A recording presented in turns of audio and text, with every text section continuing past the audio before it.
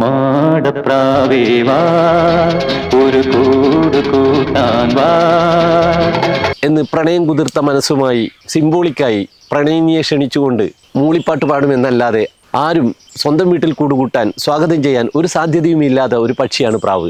Architectural അത്ഭുതമായി തോന്നും ചിലപ്പോൾ തുന്നാരൻ്റെ ഒക്കെ കൂട് കണ്ടാൽ. ആ അമ്പരപ്പല്ല പ്രാവിൻ്റെ കൂട് കണ്ടാൽ ഉണ്ടാവുക.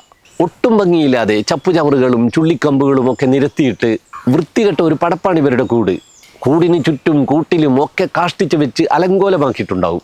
ഗ്രീറ്റിംഗ് കാർഡുകളിലും വർണ്ണ കലണ്ടറുകളിലുമൊക്കെ ചിത്രകാരന്മാർ വരച്ചു വെച്ചിരിക്കുന്ന കാൽപ്പനികമായിട്ടുള്ള ഇണപ്രാവുകളുടെ ചിത്രമുണ്ടല്ലോ. അത്തരത്തിൽ കൊക്കുരുമ്മി കണ്ണിൽ നോക്കിയിരിക്കുന്ന പാവങ്ങളല്ല പലപ്പോഴും ഇണപ്രാവുകൾ.